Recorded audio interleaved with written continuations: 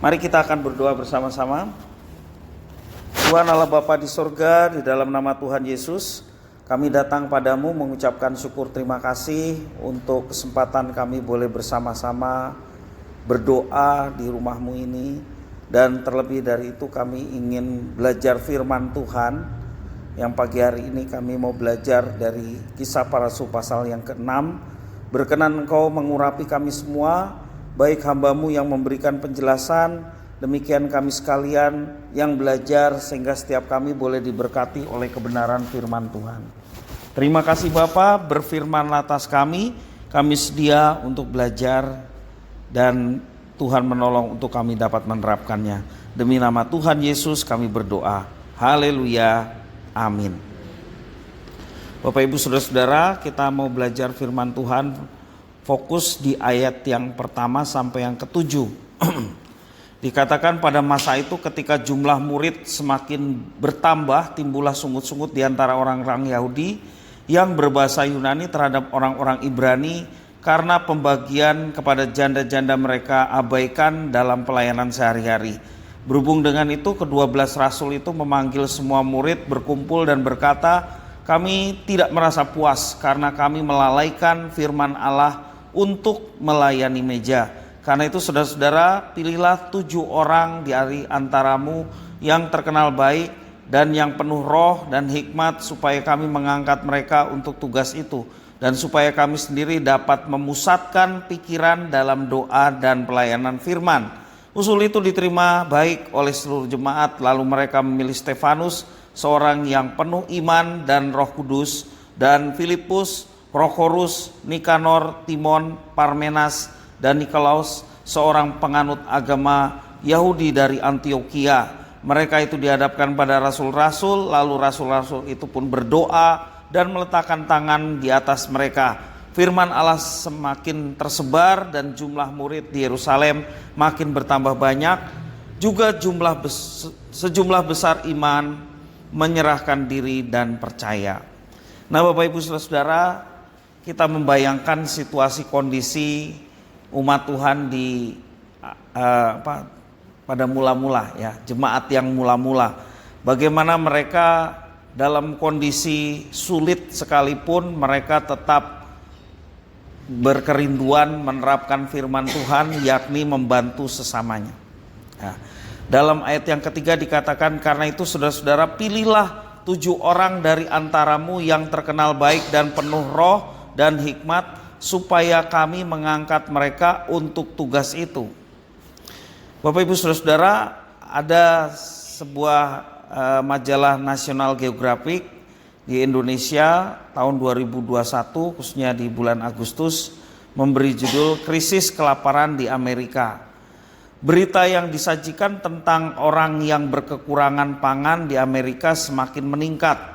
Namun dalam situasi seperti itu tetap ada dermawan dan tetangga yang menjadi tali penyelamat hidup dengan memberikan makanan kepada yang berkekurangan. Ya tentunya contoh dari kehidupan sehari-hari di mana saling menolong itu juga di dalam Alkitab diberikan contoh dan teladan. Khusus di dalam Kisah Para Rasul pasal 6 ayat 1 sampai yang ke-7 ya, menuliskan tentang pelayanan para rasul yang terus berkembang ya. Berkembang dalam arti jumlah orang percaya bertambah-tambah. Petrus sekali berkhotbah 3.000 orang. Bertambah-tambah terus ya. Karena setelah Pentakosta ini, selain tanda-tanda mujizat seperti yang dilakukan oleh Stefanus dan juga rasul-rasul yang lain ya, membuat orang semakin tertarik terhadap kekristenan. Sehingga dikatakan kitab suci bahwa jumlah mereka bertambah-tambah.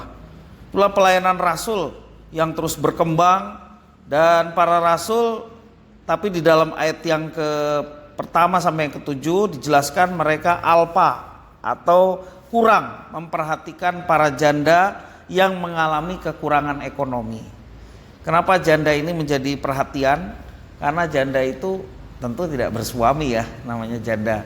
Tidak bersuami, tidak berpenghasilan. Sehingga mereka dalam keadaan miskin, kekurangan. maka mereka yang peka, termasuk juga para rasul yang dinilai alpa atau kurang memperhatikan para janda, mereka sadar dan digerakkan. Tentunya gerakan ini gerakan Roh Kudus untuk pelayanan mereka semakin luas. Ya, karena jumlah semakin bertambah banyak, rasul menjadi kerepotan. Ya, dan ini bukan sesuatu yang mudah ya dilakukan. Untuk kekristenan saat itu masih dalam tahap perkembangan dan belum serapi kekristenan zaman sekarang.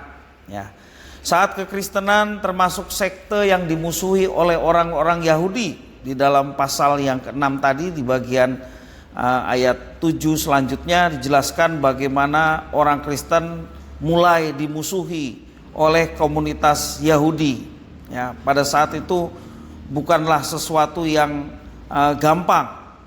Namun demikian ya, sekalipun situasi sulit, pelayanan untuk para janda tetap menjadi perhatian mereka.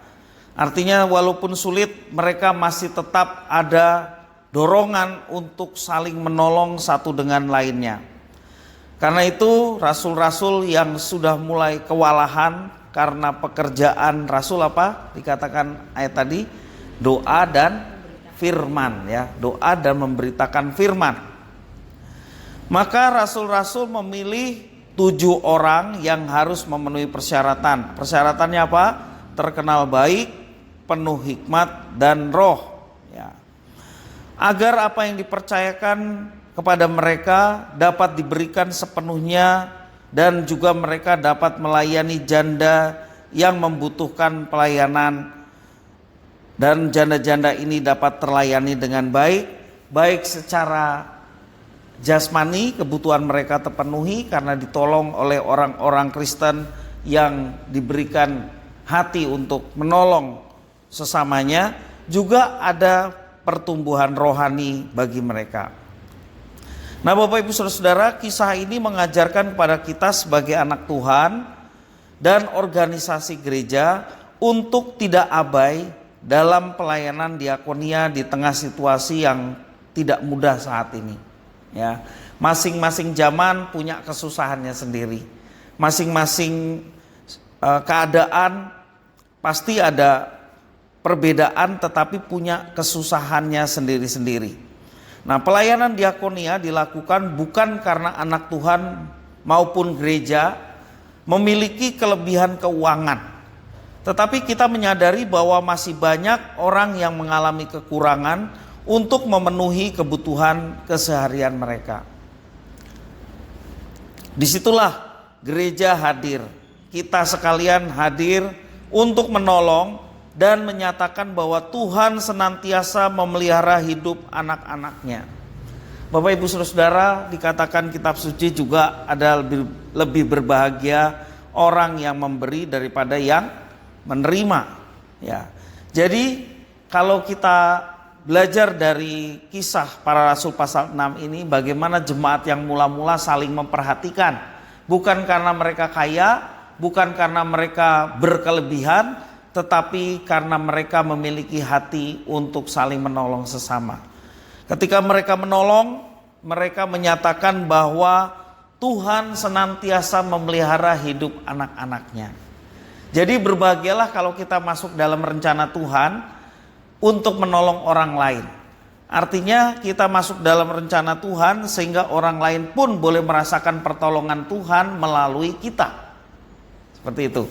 Sehingga setiap orang yang senantiasa melibatkan diri dalam pekerjaan Tuhan, rencana Tuhan untuk menyelamatkan banyak orang, tentunya Tuhan senang dan Tuhan yang akan memberkati anak-anaknya yang dengan setia melakukan pelayanan itu. Bapak Ibu Saudara-saudara yang dikasihi oleh Tuhan, jemaat yang mula-mula telah memberikan teladan yang baik bagi kita. Janganlah kita mengabaikan di antara kita orang-orang yang sedang berkekurangan atau sedang berkesusahan. Nah, kita mesti peka dan tentunya kalau saling tolong menolong ya, bareng-barengan kita tidak merasa berat ya. Beberapa kali kita berusaha untuk melakukan itu. Bahkan jemaat cabang sekalipun ya yang sedang membutuhkan, kita juga ikut ambil bagian di dalamnya. Maka kita boleh melaksanakan apa yang diperintahkan Tuhan, hidup saling tolong-menolong, apalagi sesama saudara seiman. Ya, pernah ada saudara seiman kita yang sangat membutuhkan pertolongan. Untung kita mendengar ya berita tersebut. Kalau tidak, dia akan ditolong dari tempat yang lain, tentunya akan menggoyah iman percayanya. Tetapi ketika kita tahu, kemudian kita gerak cepat dan kita bisa terkumpul sehingga kita bisa menolong jemaat Tuhan tersebut. Ya, waktu itu membutuhkan untuk biaya sekolah dan kita bisa menyelesaikannya, dan puji Tuhan ya. Kemudian ia boleh kembali aktif dalam ibadah dan kita bersyukur atas semuanya itu. Jadi Bapak Ibu Saudara-saudara yang dikasihi Tuhan, marilah kita meminta kepada Tuhan senantiasa supaya kita memiliki kepekaan hati, supaya kita juga boleh saling berbagi satu dengan lain, ataupun kita bisa memberitahukan kepada sesama saudara seiman ketika ada di antara kita yang mengalami kekurangan atau saudara kita yang membutuhkan, sehingga kita bekerja sama untuk bisa saling menolong, khususnya mereka yang berkekurangan dan berkebutuhan. Biarlah firman Tuhan ini sungguh menginspirasi kita untuk bisa melayani Tuhan dengan baik. Kita memberikan bantuan kepada sesama karena kita telah mengalami pemeliharaan Tuhan. Amin. Kiranya firman Tuhan memberkati kita sekalian. Mari kita berdoa.